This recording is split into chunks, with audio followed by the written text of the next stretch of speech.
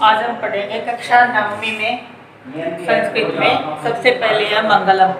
मंगलम जो ये श्लोक 3 दे रखे हैं, इसमें ये तीनों श्लोक है वेद के श्लोक हैं और इनका हिंदी अनुवाद साथ में दिया रखा है, दे रखा है इसने। तो हमें ये श्लोक उतार लेने हैं और फिर इनके साथ ही इनका हिंदी अनुवाद ऐसे का ऐसा जो मंगलम है इसको आप अपनी कॉपी में ऐसे का ऐसे उतार लेंगे और फिर इसको याद कर लेंगे। इसके प्रश्न उत्तर नहीं है आगे, सिर्फ इस मंगलम को अपनी कॉपी में उतारना है। आगे प्रथम पाठ है अपना, जिसका नाम है भारती वसंत गीति, यानी सरस्वती माँ का गीत या सरस्वती माता की कविता। अयम पाठ्य आधुनिक संस्कृत कवि पंडित जानकी वल्लभ शास्त्री ने काकेले इति गीत संग्रहात संकलितो अस्ति। यह जो पाठ है, यह जो कविता है, यह आधुनिक संस्कृत कवि पंडित जानकी वल्लभ शास्त्री जिनका नाम है, उनकी काकली नामक जो संग्रह है, गीत संग्रह है, उसमें से लिया गया है। प्रकृति सौंदर्यम अवलोक्य सरस्वती वीणाया मधुर संकृत्य प्रभवितुम शक्यन्ते। प्रकृति का सौंदर्य भी, प्रकृति के सौंदर्य को देखकर ही सरस्वती की वीणा जो है वो मधुर झंकार करने लग जाती है। इति भाव पुरस्परम कवि प्रकृति सौंदर्य वर्णन। इस भाव को देखकर, इस भाव को महसूस करके, अनुभव करके कवि जो है वो प्रकृति सौंदर्य वर्णन, प्रकृति की सुंदरता का वर्णन करते हुए सरस्वती वीणा वादनाय संप्रार्थयति, सरस्वती माता को वीणा बजाने के लिए प्रार्थना करता है, सरस्वती माता से वीणा बजाने के लिए प्रार्थना करता है। जिसमें पहला श्लोक देखेंगे, नीनाद नवीनामयी वाणी वीणाम मृदुम गाय नीतिम ललित नीति लीनाम मधुर मंजरी पिंजरी भूतमाला वसंते लसंती है सरसारसाला कलापा ललित कोकिला काकलीना।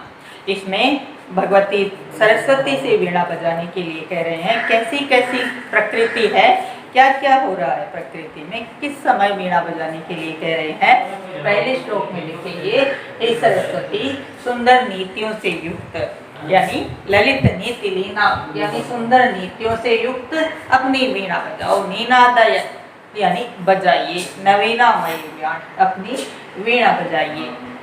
वसंते लसंती सरसा रसाला कलापा ललित कोकिला काकलीना।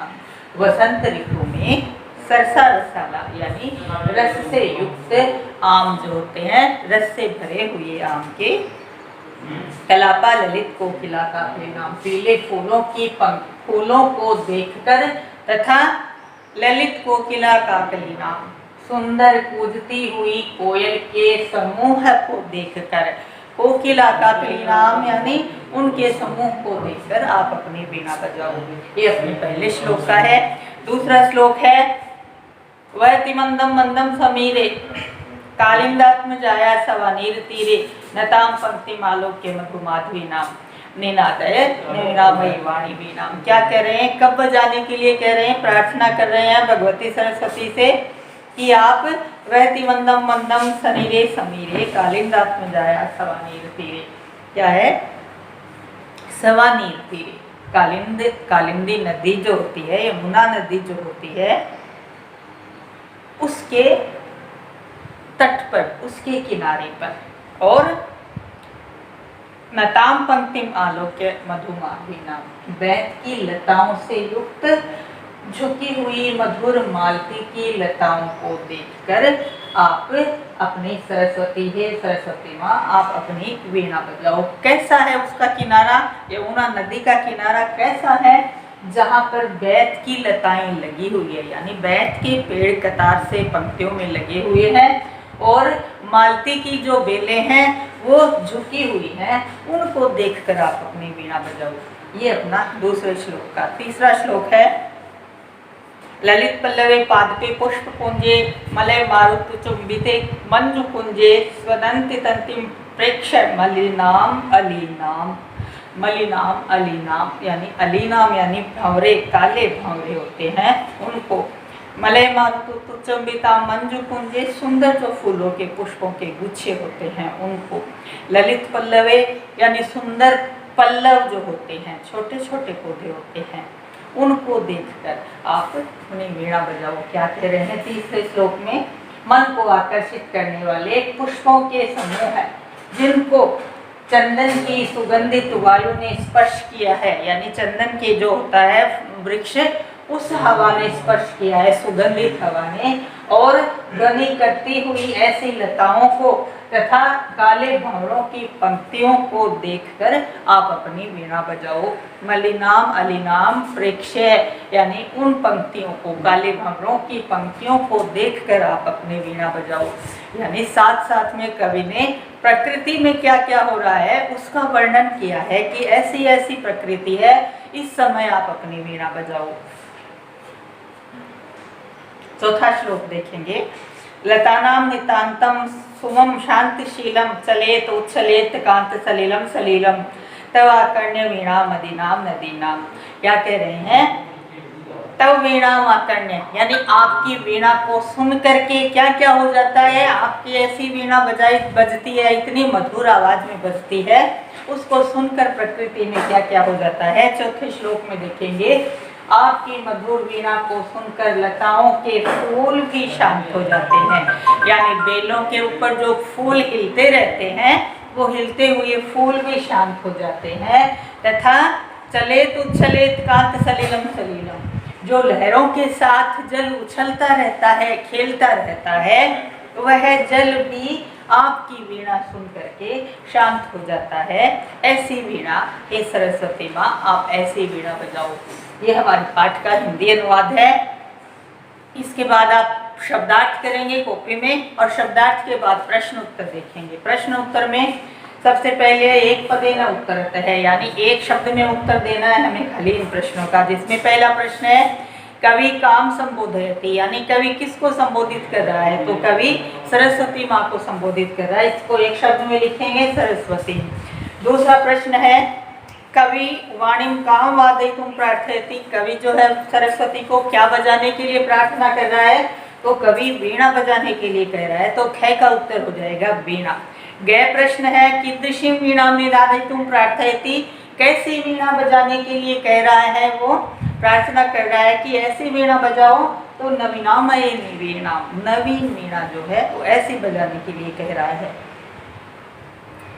गीति कथम गातुम कथयति, कैसे गीत गाने के लिए कह रहा है? तो मृदु, यानी मधुर मीठे गीत गाने के लिए कह रहा है। घ का उत्तर हो जाएगा मृदु। ड़ है सरसा रसाला कदा लसंती, रस से भरे हुए आम कब होते हैं? तो वसंत ऋतु में। वसंते सरसा रसाला भवति, हमें एक ही शब्द में उत्तर देना है, तो ड़ का उत्तर हो जाएगा वसंते। अगला प्रश्न है जिसमें हमें पूर्ण वाक्य में उत्तर देना है, यानी एक पूरी लाइन में उत्तर देना है, पूरे वाक्य में उत्तर देना है। उसका पहला प्रश्न है कवि वाणिम किम कथयति, कवि सरस्वती माँ को क्या कह रहा है? तो कवि सरस्वती माँ को वीणा बजाने के लिए कह रहा है। इसका उत्तर हम लिख देंगे कवि वाणिम वीणा वादयितुम कथयति, ये क का उत्तर लिख देंगे। ख है वसंते किम भवति, वसंत में क्या होता है? तो इसका उत्तर हम लिख देंगे वसंते सरसा रसाला भवन्ति, यानी रस से भरे हुए आम होते हैं।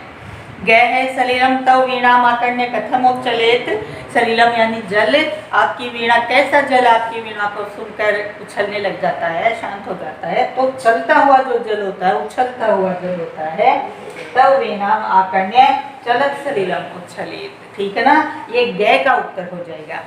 घ क्या है? कवि भगवतीम भारतीम कस्या तीरे मधुमाधुराम लताम पंक्तिम अवलोक्य वीणाम वादयितुम कथयति, कौन सी नदी के किनारे पर वीणा बजाने के लिए कह रहा है कवि? तो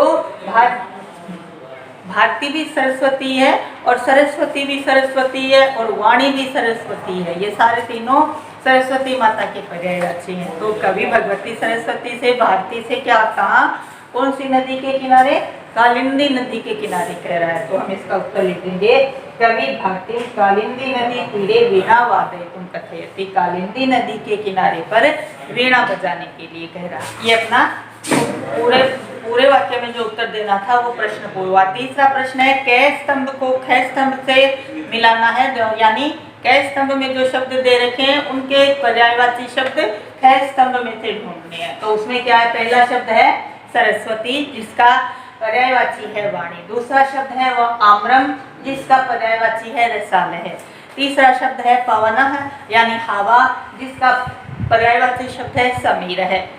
चौथा है तटे यानी किनारा, तो उसका पर्यायवाची शब्द है तीरे। पांचवा शब्द है भ्रमणानाम यानी भावरे, तो उसका हमारे पाठ में है अलीनाम। ये इसके पर्यायवाची शब्द मैंने सही सही लिख दिए हैं, आप अपनी कॉपी में इसी तरीके से करेंगे। अगला चौथा प्रश्न जो है इसमें कह रहे हैं ये कि प्रथम श्लोक का हिंदी भाषा में या अंग्रेजी भाषा में अनुवाद करिए। तो अपन ने हिंदी भाषा में अनुवाद कर रहे हैं, हिंदी मीडियम में, इसलिए अपना हिंदी भाषा में अनुवाद जो है वो अनुवाद में हो चुका है, इसको आप दोबारा से नहीं करना चाहिए उस प्रश्न को। छठा प्रश्न है अधोलिखिता नाम पदानाम विलोम पदानि लिखता है, यानी विलोम शब्द लिखने हैं। छठे प्रश्न में हमें इन शब्दों के विलोम शब्द लिखने हैं। पहला शब्द है कठोरम, जिसका विलोम शब्द लिखेंगे मृदु। दूसरा है कटु, जिसका विलोम शब्द लिखेंगे मधुरम। तीसरा है शीघ्रम यानी जल्दी, उसका लिखेंगे मंदम। अगला है घ प्राचीनम, इसका लिखेंगे नवीनम। अगला है नीरस है, इसका लिखेंगे सरस है। बीच में एक प्रश्न था अपना चौथा प्रश्न, वाक्य में अनुवाद अपने संस्कृत भाषा में वाक्य रचना करना, यानी संस्कृत में वाक्य बनाना। तो ये प्रश्न में इसमें पहला है निनादय यानी बजाओ, तो अपन कर देंगे हे वाणी वीणाम निनादय, हे सरस्वती माँ वीणा बजाओ। दूसरा है मंदम मंदम, तो अपन कर देंगे धीरे धीरे, मंदम मंदम समीरम वाति, धीरे धीरे हवा बह रही है। मारुतः माने भी हवा, तो अपन क्या कर देंगे मलय मारुत अति सुगंधित भवती, मलय पर्वत है, पर्वत के ऊपर जो हवा चलती है वो बहुत सुगंधित होती है। सलिलम यानी जल, तो गंगाया सलिलम अति शुद्धम भवती, यानी गंगा का पानी बहुत शुद्ध होता है। सुमन यानी फूल पुष्प, सुमन अति सुंदरम अस्ति, फूल बहुत सुंदर है। ऐसे छोटे छोटे वाक्य जो आप लोग बना सकते हो, जिसमें आपको कोई कठिनाई नहीं आई, छोटे छोटे सरल सरल वाक्य आप बना लेंगे। इसके अलावा बना सकते हैं तो वो बना लेंगे। आगे है परियोजना कार्यम, जिसके अंदर योग्यता विस्तार है। योग्यता विस्तार में हमें अन्वय और हिंदी भावार्थ दे रखा है, देखेंगे आगे इसमें कि अन्वय और हिंदी भावार्थ। तो इस श्लोक का जो ये श्लोक है, इनका अन्वय कैसे हो जाएगा और इनका हिंदी अनुवाद कैसे हो जाएगा। जो भी चीज़ आपको नहीं समझ में आ रही है मेरे बताने के बाद में, तो किताब में आगे योग्यता विस्तार में सभी दे रखा है, इसको आप ध्यान से पढ़ लेंगे, पढ़ने के बाद याद कर लेंगे और इस पूरे पाठ को अपनी कॉपी में कर लेंगे।